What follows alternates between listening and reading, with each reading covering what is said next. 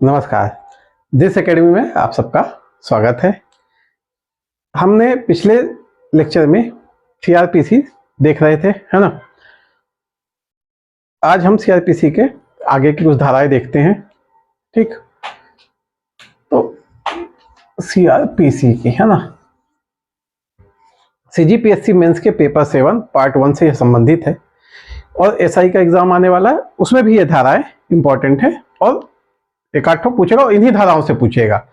देखिए, हमेशा इस धारा में सिर्फ महिला के ही नहीं, इस धारा में ज्यादातर मेजर कॉन्सेप्ट क्लियर मतलब सीआरपीसी के कवर हो जाएंगे। ठीक, तो अगर एसआई मेंस का जैसे एग्जाम होगा ना, तो उसमें भी इससे क्वेश्चन आने के बहुत ज्यादा चांसेस रहेंगे।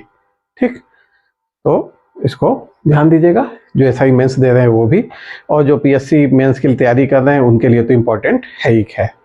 ठीक, तो हम 50 तक की धारा देख चुके थे ना, 50 के धारा कंप्लीट कर चुके थे। आज हम देखेंगे धारा नंबर 51। ठीक, देखिए 51 का है, संबंध है गिरफ्तार किए गए व्यक्ति के तलाशी से। इसको आप शॉर्ट में लिख लीजिए, तलाशी। ठीक, देखिए आप जो धारा को याद करना है ना, उसे कैसे करिएगा, जैसे यहाँ पे 51 तलाशी लिख लिए, है ना, 46 हमने गिरफ्तारी देखा तो गिरफ्तारी लिख लिए, ऐसे करके एक सिंगल टेबल बनाएंगे। ठीक, और इसको 2-4 दिन में पढ़ते रहेंगे। पूरी डिटेल मत पढ़िए, पूरी डिटेल आप एक बार सुन लेंगे लेक्चर ना, तो आपको याद रहेगा कि इसके अंदर क्या क्या है।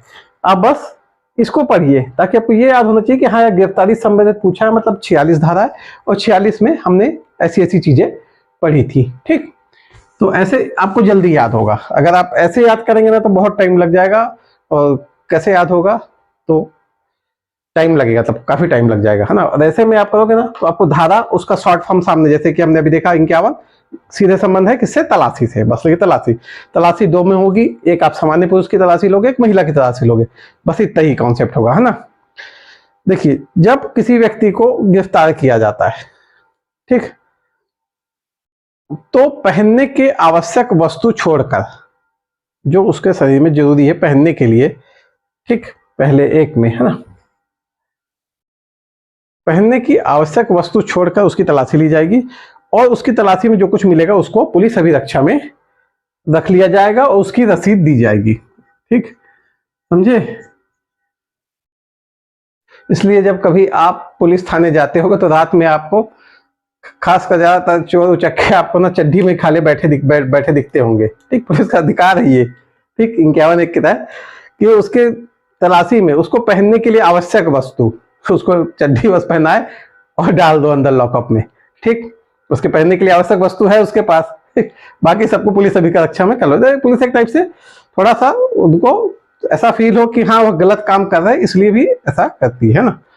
क्या कहा गया कि उनको पहनने के लिए आवश्यक वस्तु को छोड़कर बाकी की तलाशी लेके क्या कर सकती है, अभिरक्षा में रख लेगी और उसकी रसीद सामने वाले व्यक्ति को देगी कि भाई उनसे ये चीजें प्राप्त हुई। पर्स, मोबाइल, घड़ी सब कुछ रख सकती है ना, कपड़े छोड़कर, मतलब कपड़े पहनने के लिए आवश्यक है ना। ऐसा नहीं कि आप कोट सूट पहने तो आपका कोट भी उतार के रख सकती है, पैंट शर्ट छोड़ सकती है ना। उसमें पुलिस वाले देख के करते हैं, देखे चोर उचक्का है तो चड्डी में ही घुमा देते हैं, रात में बैठा देते हैं। ठीक, अगर स्त्री की तलाशी लेनी हुई तो ध्यान रखिएगा, एक स्त्री ऑफिसर अधिकारी के द्वारा ही ली जाएगी। ठीक, तो 2 चीजें, गिरफ्तार व्यक्ति की तलाशी। ठीक, इस तलाशी का क्या है, उनके पास क्या क्या सामान है वह तलाशी लेना है और उसको अपने अभिरक्षा में रखेगी और उसकी रसीद देगी। ठीक, 51(2) में कहा गया है कि अगर स्त्री की किसी की तलाशी लेना है तो एक स्त्री के अधिकारी के द्वारा ही ली जाएगी। ठीक, चलिए आगे चलते हैं। आ जाएगा नीचे, चलिए आ जाएगा। अगली धारा है धारा 53। धारा 53 है, पुलिस अधिकारी अगर किसी को गिरफ्तार करता है, इसके भी 2 पार्ट हैं, है ना। धारा 53 के एक उपधारा, ये जो 1-2 है ना, ये उपधारा है, उपधारा 1, उपधारा 2 53 की। ठीक, तो जो पुलिस अधिकारी अगर किसी व्यक्ति को गिरफ्तार करता है और उसे ऐसा लगता है कि इसकी चिकित्सीय जांच होनी चाहिए ताकि हमको कुछ सबूत मिल सके, तो पुलिस अधिकारी किसी गवर्नमेंट ऑथराइज्ड डॉक्टर से चिकित्सीय जांच उस व्यक्ति की करा सकता है। ठीक, तो इसका संबंध किससे है? 53 का संबंध है आपका चिकित्सा जांच से, है ना। लेकिन ये चिकित्सा जांच किस लिए है? सबूत जुटाने के लिए। ठीक, क्योंकि एक आगे अभी हम और पढ़ेंगे, एक चिकित्सा जांच और होती है जो सामान्य होती है। ठीक, यह चिकित्सा जांच इसलिए कि अगर वो किसी को पकड़ता है पुलिस अधिकारी, है ना, उसके मान लो थूक का नमूना चाहिए, सीमेन का नमूना चाहिए, ब्लड का नमूना चाहिए, ताकि जांच हो सके, ताकि उसके खिलाफ साक्ष्य जुटाया जा सके या उसके खिलाफ एक सबूत इकट्ठा किया जा सके। तो ऐसे में क्या करता है वो पुलिस अधिकारी, जो वहां का आपका रजिस्टर्ड डॉक्टर होगा, उससे प्रार्थना करेगा क्या? चिकित्सा जांच करने की, और जिसका जांच करना है वह व्यक्ति सहयोग देगा। अगर सहयोग नहीं देगा तो पुलिस को अधिकार दिया गया है कि वह उचित माध्यम से उचित बल का प्रयोग कर सकती है, और यह कितना उचित होगा यह पुलिस ही बताएगी। ठीक, तो यह पुरुष होने पे। ठीक, लेकिन अगर ऐसे अपराधी स्त्री हुई तो स्त्री होने पे जो जांच होगी वह स्त्री डॉक्टर के द्वारा ही की जाएगी, जो गवर्नमेंट के द्वारा ऑथराइज्ड है, पंजीकृत है। ठीक, 53(1), 53(2) चिकित्सा जांच, लेकिन किस लिए चिकित्सा? सबूत जुटाने के लिए। ठीक, चलिए आगे चलते हैं। 51 और 53 दो धाराएं। देखिए ये धाराएं आएंगी तो 2 नंबर, है ना, 4 नंबर, इसके ऊपर नहीं पूछेगा। ठीक, जो ऊपर वाली धाराएं इससे ज्यादा पूछेगा नहीं। अगर गलती से पूछ भी दिया, भाई पीएससी कुछ भी कर सकता है ना, 8 नंबर पूछ सकता है, लेकिन लिखना तो आपको इतना ही है। ठीक, इसके बाद है अगला धारा है आपका 54। ठीक, सीआरपीसी की धारा 54 है। इसका संबंध है क्या? ये भी है आपका चिकित्सा जांच से, लेकिन ये कैसी चिकित्सा जांच है मैं बताता हूं। चिकित्सा जांच, ठीक, यह चिकित्सा जांच सामान्य चिकित्सा जांच है। जब भी किसी को पुलिस गिरफ्तार करती है तो यह उस पुलिस का वो होता है कि एक नॉर्मल होता है कि इसकी जांच कराई जाए, ताकि उसके बारे में एक रिकॉर्ड फिर रखती है पुलिस, भाई इसको बीपी तो नहीं है, एक शुगर तो नहीं है, ऐसे एक सामान्य सी जांच कराई जाएगी। ठीक, ताकि पुलिस उसके स्वस्थ होने का एक रिकॉर्ड रख सके, है ना। पता चला आया थाने में मर गया, तो मैंने आपको बताया कि पुलिस अभिरक्षा में मृत्यु होने पे केस किसके ऊपर हो जाता है? उल्टा पुलिस के ऊपर, क्योंकि पुलिस मृत्यु कारित नहीं कर सकती। इसलिए क्या है, पुलिस पहले चिकित्सा जांच कराती है, सामान्य चिकित्सा जांच होती है ना। पुरुष हुआ तो पुरुष, महिला हुई तो महिला डॉक्टर के द्वारा ही यह जांच होगी। ठीक, चलिए अगला धारा है 54 के बाद है अगली धारा है जो है हमारे लिए 56। ठीक, इसमें क्या है? अगर वारंट के बिना पुलिस गिरफ्तार करती है, ठीक, तो यह कहा गया है धारा 56 में कि पुलिस बिना विलंब के उसे किसके पास? मजिस्ट्रेट के पास ले जाएगी। मजिस्ट्रेट या जो उस समय का भारत साधक अधिकारी होगा, तो जो भी वहां का इस हेतु निमित्त किया गया है वो। तो धारा 56 तहत क्या है? बिना वारंट के अगर पुलिस किसी को गिरफ्तार करती है तो उसे अति शीघ्र कहां ले जाएगी? मजिस्ट्रेट के पास। कुछ लोग यहां बोलते हैं कि 24 घंटे के पहले, लेकिन 24 घंटे का उल्लेख धारा इसमें नहीं किया गया है, धारा 57 में किया गया है। ठीक है, 24 घंटा सही है कि 24 घंटे में अंदर अंदर आपको ले जाना, इसमें यात्रा का समय काउंट नहीं होता, लेकिन इसका उल्लेख धारा 56 में नहीं। बहुत लोग 56 में पढ़ाते हैं कि 24 घंटे के अंदर आपको उपलब्ध कराना, नहीं, 56 में सिर्फ यह लिखा गया है कि बिना विलंब कहां पे ले जाना है आपको? मजिस्ट्रेट के सामने या भारत साधक अधिकारी के सामने लेके जाना है। ठीक, धारा 57 में कहा गया है कि गिरफ्तार व्यक्ति को 24 घंटे से अधिक निरुद्ध नहीं किया जाएगा। यहां पे स्पष्ट किया गया है 24 घंटे से अधिक निरुद्ध नहीं किया जाएगा, यह लिखा गया है धारा 57 में। ठीक, तो इसमें क्या है? इसमें क्या है? 24 घंटे के अंदर मजिस्ट्रेट के सामने पेश करना है, लेकिन यात्रा का समय काउंट नहीं होता। ठीक, समझ रहे हैं ना? यात्रा का समय को एक्सक्लूड कर दिया जाता है। फिर अगली धारा आपकी 98। ठीक, देखिए 98 है आपका स्त्री के अपहरण संबंधित। ठीक, इंपॉर्टेंट धारा है। अगर किसी स्त्री या 18 वर्ष से कम उम्र की महिला अपहृत कंडीशन में है ना, तो मजिस्ट्रेट यह आदेश जारी कर सकता है कि उसे तुरंत रिहा कराया जाए, और इस रिहा कराने में पुलिस को जैसा बल प्रयोग करना है, जो भी उचित बल है उसका प्रयोग कर सकती है। ठीक, क्या है, स्त्री और 18 वर्ष से कम उम्र की अगर कोई महिला क्या है, अपहृत है या बंधक है, तो मजिस्ट्रेट यह आदेश कर सकता है इसको तुरंत क्या किया जाए, स्वतंत्र कराया जाए, और पुलिस इसके लिए उपयुक्त बल का प्रयोग कर सकती है। मतलब समझ लीजिए कि आप सोचोगे अपहरण करने वाले, जो क्रिमिनल अपहरण होते हैं वो तो अलग होते ही, उसमें तो पुलिस एक्शन ले ही लेती है, तुरंत जाके गोली वोली मार दी, सामने वाला मर गया, छुड़ा के ले आई, बच गया तो भी छुड़ा के ले आई, है ना। बाई चांस समझिए कि किसी महिला का कोई संबंधी रिपोर्ट कर दिया, शादी हो जाए, मतलब उसका कोई रिपोर्ट कर दिया कि इस घर में कैद है, मतलब या इसका पति इसको जबरदस्ती बंधक बना के रखा है। ठीक, पति नहीं है तो कोई और रिश्ता है, इसको जबरदस्ती बंधक बना के रखा है, कम उम्र की भी है तो भी, है ना। तो क्या है, तो मजिस्ट्रेट पास हो गया, और मजिस्ट्रेट ऐसा आदेश पुलिस को देगी भी उसको तुरंत छुड़ा के लाया जाए, कहाँ, पहले अदालत लाया जाए। तो पुलिस को लिए छूट भी देगी कि अगर बल प्रयोग करना पड़े तो बल भी प्रयोग करे, तो पुलिस आएगी उसको छुड़ा के ले जाएगी तुरंत, स्वतंत्र करा के, कहाँ, अदालत। उसके बाद अगर मतलब कि वयस्क स्त्री है तो उसको तो छोड़ सकती है ना। अगर अवयस्क स्त्री है तो क्या है, उसके जो भी उत्तराधिकारी, मतलब उसका जो भी देखरेख करने वाला होगा, ठीक, उसको जो जिसको वह चाहेगी उसको क्या कर दिया जाएगा, सौंप दिया जाएगा। ठीक, तो धारा 98 इंपॉर्टेंट है, ध्यान रखिएगा। ठीक, प्रथम श्रेणी का मजिस्ट्रेट ऑर्डर करता है ना, याद रखिएगा। ठीक, कौन सा, प्रथम श्रेणी मजिस्ट्रेट के ऑर्डर पे। ठीक, अगली धारा है धारा 100। ठीक, देखिए इसका संबंध है बंद स्थान में तलाशी लेने से। ठीक, क्या है इसका संबंध किससे है, बंद स्थान में तलाशी लेने से। अगर वहां पे कोई बाहर साधक व्यक्ति है ना, और पुलिस को ऐसा वारंट मिला है या ऐसा आदेश मिला है कि वहां तलाशी लेना है, तो वह बाहर साधक व्यक्ति क्या है, पुलिस की सहायता करेगा, नहीं करेगा तो उसको भी अपराधी समझा जाएगा। ठीक, नहीं तो अगर वह मदद नहीं करता है या प्रवेश की स्थिति ऐसी है, मान लीजिए कि इस घर की तलाशी लेना, ताला लगा है, तो पुलिस फिर क्या कर सकती है, पुलिस 47(2) का जो प्रावधान है उस पर कार्य कर सकती है। 47(2) में बताया था ना, दरवाजा तोड़ सकती है, खिड़की तोड़ सकती है, तो यह 47(2) के प्रावधान का भी प्रयोग पुलिस यहाँ पे कर सकती है।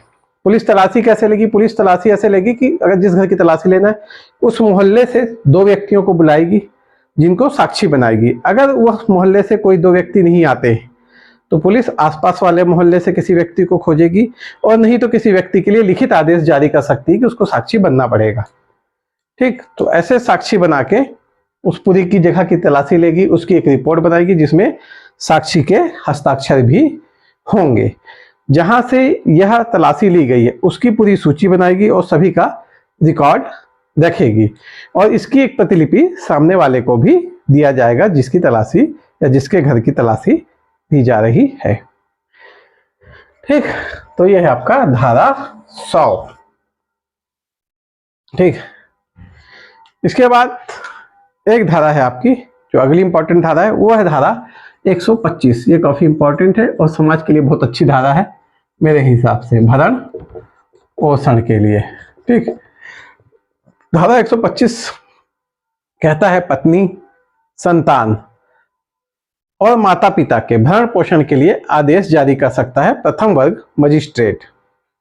ठीक, अगर कोई व्यक्ति अपने पत्नी, संतान, माता पिता के भरण पोषण के लिए मना कर देता है तो प्रथम वर्ग जो मजिस्ट्रेट है वह आदेश जारी करके उसे मासिक भत्ता स्थापित कर देगा उनके लिए, और यह मासिक भत्ता उस व्यक्ति को देना पड़ेगा। किनको किनको, देखिए पत्नी, अवयस्क बच्चे, माता पिता मतलब वृद्ध माता पिता जो अपना भजन मतलब अपना भार खुद नहीं उठा सकते, और असामान्य बच्चे, असामान्य मतलब जो मानसिक विक्षिप्त जैसे बच्चे हैं, उनको भी इसमें रखा गया है। ठीक, तो जब प्रथम वर्ग मजिस्ट्रेट, समझे, तो देख लेना भाई, आप लोग बड़े होकर भरण पोषण कर लेना, नहीं तो पुलिस उठा सकती है आके, है ना। जुर्माना तो लगेगा ही लगेगा, साथ में आपको डंडे पड़ेंगे वो अलग है ना। तो पत्नी, बच्चे, माता पिता और असामान्य संतान, ठीक। इनकार करेगा तो प्रथम वर्ग मजिस्ट्रेट तो आदेश दे सकता है, एक मासिक भत्ता निर्धारित कर देगा जैसी उसकी आय रहेगी और जितना जरूरी रहेगा भरण पोषण के लिए।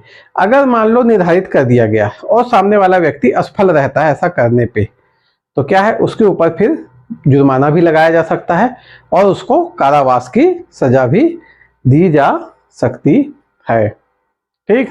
तो ध्यान रखिएगा भाई, धारा 125 है ना। तो अपने माता पिता, अपने पत्नी और बच्चों का आपको ख्याल रखना है आगे चल के, ठीक। नहीं तो पुलिस बैठी है फिर रखने के लिए। देखिए यही बोलते हैं ना, जानकारी शक्ति, है ना। कितने लोगों को इस धारा की जानकारी होगी? आप अपने आसपास पूछ के देखिएगा, जैसे पता है क्या कि एक पुरुष के ऊपर ऐसा है, ऐसा निर्णय लिया जा सकता है, एक अदालत ऐसा निर्णय ले सकती है, ठीक। अभी तो मीडिया उडिया काफी एक्टिव है, सोशल मीडिया काफी प्रचलित है, काफी कुछ लोग तो अब जाके जानना शुरू हुए। लेकिन अभी भी मैं गारंटी देता हूं कि अगर अपने आप आस पड़ोस पता करोगे तो 10 में से 8 लोगों को ये चीज नहीं पता होगी, ठीक। इसे बोलते हैं क्या, जानकारी बहुत बड़ी शक्ति होती है, सूचना की शक्ति, सूचना, ठीक। इंफॉर्मेशन का जो राइट है वो बहुत इंपॉर्टेंट होता है, इंफॉर्मेशन जो होती है वो बहुत ताकतवर होती है। इसलिए देखो राइट जो आपका ये इंफॉर्मेशन एक्ट आया था, गवर्नमेंट उसको देने में कितना आनाकानी की, इसीलिए क्योंकि लोगों को अगर सूचना मिलेगी तो लोग क्या है, विद्रोही होंगे। विद्रोही होंगे मतलब कि उनको पता चलेगा भाई उनके अधिकार का हनन हो रहा है, उनकी चीजें यहाँ अटक रही है, ऐसा हो रहा है, गवर्नमेंट ऐसा कर रही है वैसा कर रही है, तो विद्रोह तो होगा ही होगा, है ना।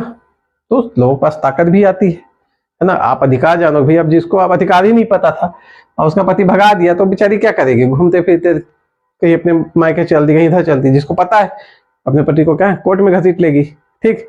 हमने कई बुजुर्गों को देखा है कि उनके बच्चे छोड़ देते हैं। अभी हमने कोविड के समय देखा था भाई, रायपुर में कहाँ कहाँ पे चौक में छोड़ छोड़ के चले गए थे, है ना।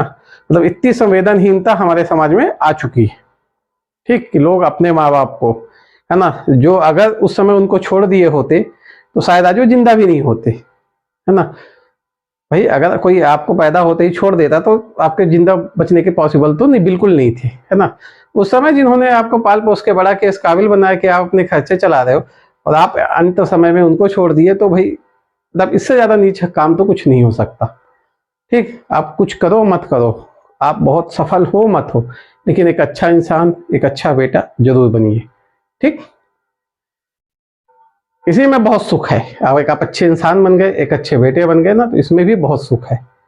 इसलिए कम से कम इतना तो कीजिए, है ना। 149 धारा, ठीक। अगली धारा देखते हैं 49। अगर पुलिस को 149 के तहत यह अधिकार दिया है कि संज्ञेय अपराध पुलिस के सामने हो रहे हैं या फिर जैसे होने वाले हैं, तो पुलिस क्या है, पूरी शक्ति से उसका निवारण करेगी। यहाँ पे दिया गया 149 में पूरी शक्ति। पूरी शक्ति का अर्थ है कि मृत्यु भी कारित कर सकती है ना। मतलब समझिए दो व्यक्ति खड़े हैं, एक व्यक्ति दूसरे को चाकू मारने वाला है, पुलिस को यह अधिकार है कि वह पूरी शक्ति से इस संज्ञेय अपराध को निवारित कर सकती है। निवारित कैसे करेगी, सामने वाले को मार सकती है, पकड़ सकती है, यहाँ तक कि गोली भी मार सकती है, ठीक। तो धारा 149 क्या बोलता है, पुलिस संज्ञेय अपराधों में पूरी शक्ति से निवारित करेगी, ठीक। फिर है आपका धारा 151, ठीक। 151 क्या है, संज्ञेय अपराध को रोकने के लिए गिरफ्तारी, ठीक। कैसा दिया गया है, संज्ञेय अपराध को रोकने के लिए गिरफ्तारी, है ना। मतलब पुलिस को ऐसा शक है कि कोई व्यक्ति संज्ञेय अपराध करने वाला है, तो बिना वारंट के, बिना मजिस्ट्रेट के ऑर्डर के पुलिस उसको गिरफ्तार कर सकती है, ठीक। लेकिन पुलिस में इस पे एक बाउंडेशन है पुलिस को कि उसको ना 24 घंटे के अंदर कहां ले जाना पड़ेगा, मजिस्ट्रेट के पास, ठीक। और बाकी जो उसके अधिकार है, जमानत के अधिकार और उसके वो सब तो जो हम पुराने धाराएं पढ़े हैं उनके अनुसार उसको बताने तो पड़ेंगे ही, ठीक। तो यह आपका जरूरी है ना। तो इतनी धाराएं आज हमारी यहाँ पे हो गई और भी बची हैं अभी, इसमें बहुत सारी धाराएं हैं। सीआरपीसी में तो कम बची है, उसके बाद आईपीसी चालू करेंगे अपन। आईपीसी में भी करीब ऐसी 25-50 धाराएं कुल मिला के, सीआरपीसी आईपीसी 50-60-70 धारा, 50-60 के आसपास ऐसी धारा होगी। और इससे बाहर ना क्वेश्चन आज तक कहीं नहीं किया था। अब कैसे भी एग्जाम में जाओगे ना, इतने धाराओं में क्वेश्चन पूछता है, क्योंकि मेन धारा ही है ये, जितनी धाराएं हैं यही आपकी सबसे प्रमुख धाराएं हैं जो सामान्यतः पूछी जाती है। और खासतौर से महिलाओं से संबंधित होने के कारण ये क्या है, इंपॉर्टेंट भी हो जाती है। ठीक, देखिए संज्ञा अपराध चाहे पुरुष करे चाहे महिला, दोनों के लिए सेम है।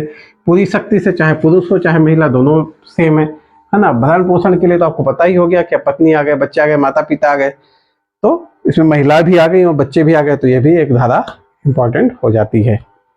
ठीक है, चलिए फिर आज का सेशन हमारे यहाँ समाप्त होता है। आपको वीडियो पसंद आया तो लाइक जरूर करें और इसको ज़्यादा से ज़्यादा शेयर कीजिए और सब्सक्राइब कीजिए। धन्यवाद।